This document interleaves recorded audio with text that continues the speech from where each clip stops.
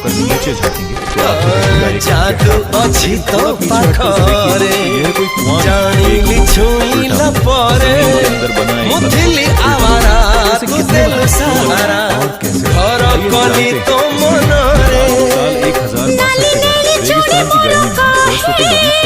यहाँ सोना पानी सबसे कीमती चीज है। गर्मियों में पूरा शहर प्यासा था। अहिलवाड़ा पाटन के राजा भीमदेव प्रथम की पत्नी रानी उदयमती एक ऐसी रानी बनी जो आज दुनिया की सबसे बेहतरीन कलाकृतियों में इसी को कहते हैं रानी की रानी।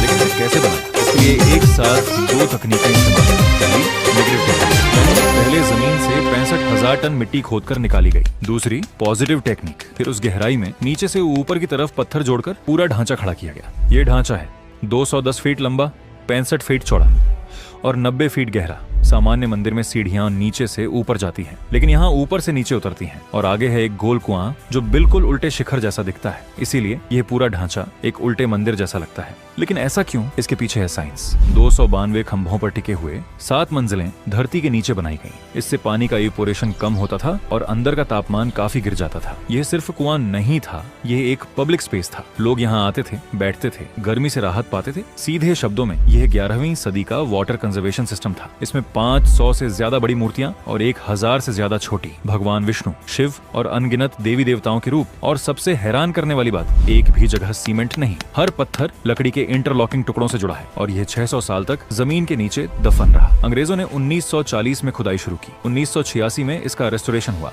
और भारतीय होने पर आपको गर्व होगा कि 2014 में इसे यूनेस्को वर्ल्ड हेरिटेज साइट घोषित किया गया।